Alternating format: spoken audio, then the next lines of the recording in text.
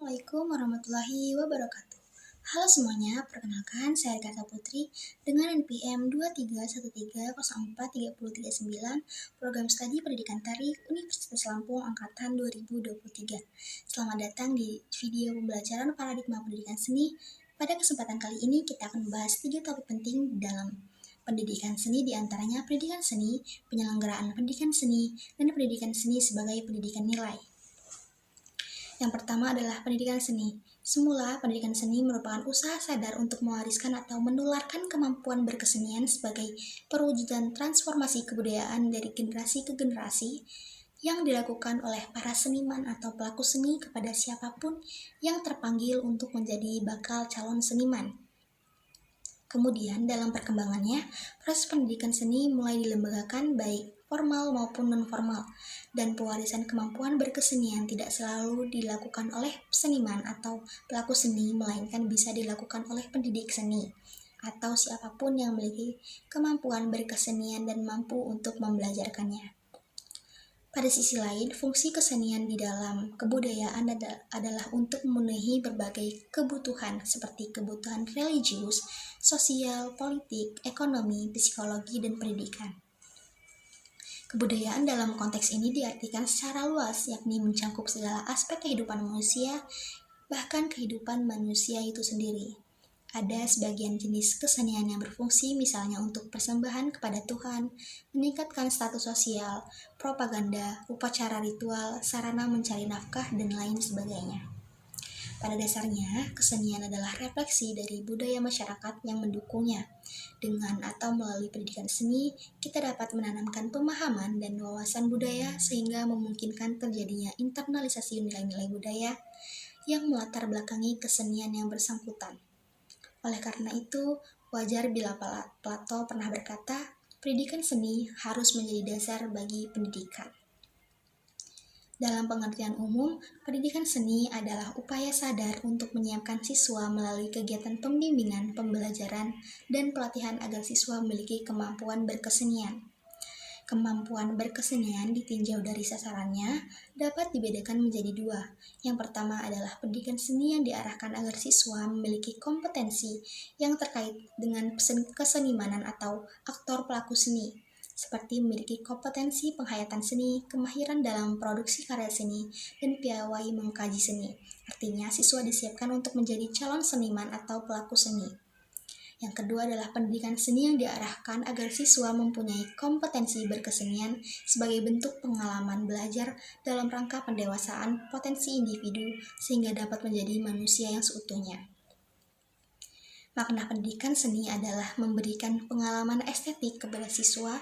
Pengalaman estetik adalah pengalaman menghayati nilai keindahan, bagaimana keindahan itu dimaknai.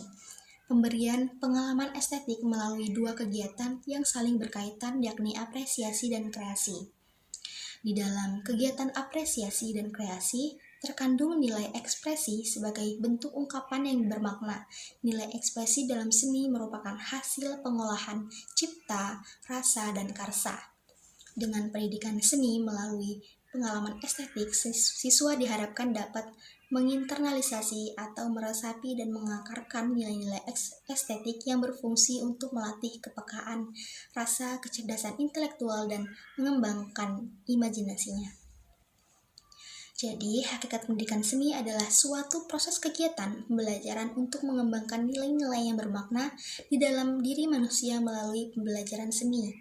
Nilai-nilai yang dimaksud berkaitan dengan pengembangan imajinasi, intuisi, pikiran, kreativitas, dan kepekaan rasa. Tujuan pendidikan seni adalah untuk mengembangkan pengalaman estetik siswa agar memiliki kepekaan rasa dan kepedulian terhadap sesuatu yang indah, mudah, dan cermat menerima rangsangan dari luar, mudah tersentuh nuraninya sehingga menjadi manusia yang sensitif. Dalam pengalaman estetik, rasa memang menjadi sesuatu yang esensial, sedangkan penalaran selalu menyertai dalam proses merasakan. Dalam jagat seni, rasa merupakan pendekatan pembelajaran yang mampu memberikan sentuhan, refleksi, dan mampu menimbulkan kesan mendalam yang sukar terlupakan. Baik, yang kedua adalah penyelenggaraan pendidikan seni. Sumber dan sistem pewarisan atau penularan kemampuan seni pada awalnya berlangsung di lingkungan keluarga. Penyelenggaraan pendidikan seni menurut aturan pemerintah yang berlaku dapat digolongkan menjadi dua, yaitu pendidikan formal dan non-formal. Formal dalam arti sudah diatur dengan ketentuan-ketentuan yang ditetapkan oleh penguasa atau pemerintah sebagai penentu kebijakan. Sebagian dari ketentuan yang dimaksud adalah berupa program-program studi dengan struktur kurikulum dan sistem pembelajaran yang relatif ketat. Pendidikan seni yang diselenggarakan secara formal dapat dibedakan menjadi pendidikan seni dalam rangka pendidikan di sekolah umum dan pendidikan seni di sekolah kejuruan. Tujuan pendidikan seni di sekolah umum adalah bukan untuk mewariskan keterampilan atau kemahiran berkesenian, melainkan memberikan pengalaman berkesenian kepada siswa dalam rangka untuk membentuk pengembangan potensi yang dimiliki, terutama potensi perasaan agar seimbang dengan potensi intelektualnya. Dengan kata lain, bahwa tujuan pendidikan seni diberikan di sekolah untuk membantu mencapai tujuan pendidikan umum, yaitu membentuk manusia yang utuh. Proses pembelajaran pendidikan seni di sekolah dapat dipilah antara mata pelajaran seni yang resmi atau sesuai kurikulum dalam arti dilaksanakan di dalam kelas atau disebut intrakurikuler, dan mata pelajaran seni yang dilaksanakan di luar kelas tetapi tetap dilaksanakan di dalam sekolah atau disebut sebagai kegiatan ekstrakurikuler. Tujuan pendidikan seni pada sekolah kejuruan adalah mencetak bakal calon seniman atau pelaku seni yang piawai dan pengkaji seni baik untuk pengembangan ilmu maupun untuk terapan. Pendidikan seni non-formal dalam penyelenggaraannya dapat dibedakan menjadi dua jenis, yaitu pendidikan seni yang dilembagakan dan tidak dilembagakan. Pendidikan seni yang dilembagakan adalah pendidikan seni yang dikelola secara mandiri, perorangan maupun berbadan hukum seperti kursus-kursus dan sanggar. Pendidikan seni yang tidak dilembagakan atau dapat disebut pendidikan informal adalah pendidikan seni yang berlangsung di lingkungan keluarga maupun masyarakat. Sistem pembelajaran seni di lingkungan keluarga biasanya tidak menentu, artinya tidak bisa dipolakan karena sering dilaksanakan secara sambilan, lalu atau tidak ajak. Contohnya adalah anak dalang yang belajar mendalang kepada orang tuanya, pamannya, dan atau saudara yang berprofesi sebagai dalang. Terakhir adalah pendidikan seni sebagai pendidikan nilai. Pendidikan seni merupakan bagian dari rumpun pendidikan nilai. Dalam konteks kebangsaan, pendidikan seni erat kaitannya dengan pembentukan dan pengembangan watak bangsa. Artinya, bagaimana watak bangsa dibentuk sangat bergantung pada fungsi dan tujuan pendidikan. Inti dari pendidikan nilai adalah suatu proses budaya yang selalu berusaha meningkatkan harkat dan martabat manusia, pendidikan memanusiakan manusia, dan pendidikan humaniora. Implikasinya dalam pendidikan pada umumnya adalah untuk membantu manusia berkembang dalam dimensi intelektual, psikologis, moral, spiritual, dan estetika yang memuat nilai-nilai.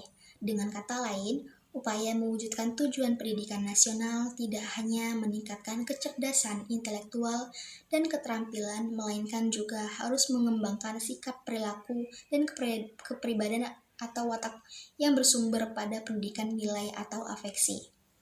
Pendidikan nilai juga merupakan suatu aktivitas yang secara khusus bertujuan untuk menanamkan nilai-nilai tertentu seperti nilai-nilai religius, nilai moral, dan nilai estetik.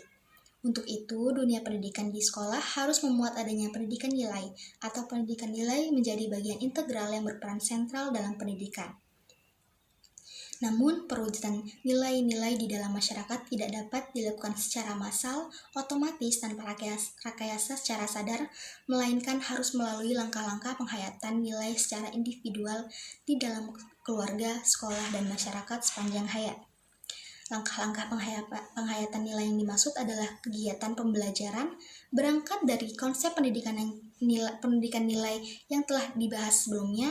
Pendidikan seni merupakan salah satu bentuk pendidikan nilai, khususnya nilai keindahan. Keindahan yang dimaksud adalah keindahan pada alam maupun karya seni yang dapat diinderakan yang memiliki sifat ciri dan prinsip kesatuan dan keutuhan, kerumitan, kesungguhan atau penonjolan, keserasian, keselarasan, keseimbangan dalam proporsi dan irama. Keindahan tidak selalu harus menyampaikan makna untuk dimengerti, melainkan dapat berupa pesan untuk diresapi. Pada dasarnya, suatu keindahan yang sesungguhnya tidak sekedar bisa dilihat, didengar, diraba, melainkan harus dirasakan. Dengan demikian, aktivitas pendidikan seni melalui pengalaman estetik pada prinsipnya berfungsi melatih dan mengembangkan kepekaan rasa. Dengan kepekaan rasa yang tinggi, mental seorang cenderung mudah diisi dengan nilai-nilai hidup dan kehidupan, seperti nilai-nilai religius, nilai moral, nilai budi pekerti, dan nilai kehidupan lainnya. Pendidikan seni sebagai pendidikan nilai dipandang menjadi wahana untuk mengembangkan humanitas atau nilai kemanusiaan dalam diri manusia karena di dalamnya mencakup gramatika, retorika, perlambangan, puisi, sejarah, bahasa, filsafat, serta mengembangkan imajinasi dan intuisi. Dengan kata lain, pendidikan seni merupakan upaya untuk menjawab kebutuhan manusia tentang keinginan akan identitas diri, keinginan emansipasi, keinginan memperoleh arti dan makna dalam dirinya, serta keinginan berkomunikasi dan mengungkapkan diri dengan baik. Dengan demikian, pendidikan seni melalui pengalaman estetik dapat digunakan sebagai model pendidikan untuk mempersiapkan siswa agar menjadi manusia yang lebih utuh dan warga negara yang demokratis karena senantiasa bersinggungan dengan persoalan nilai, hakikat, dan esensial. Demikian pembahasan kita mengenai pendidikan seni, penyelenggaraan pendidikan seni, dan pendidikan seni sebagai pendidikan nilai. Terima kasih telah menonton video ini. Saya akhiri. Wassalamualaikum warahmatullahi wabarakatuh.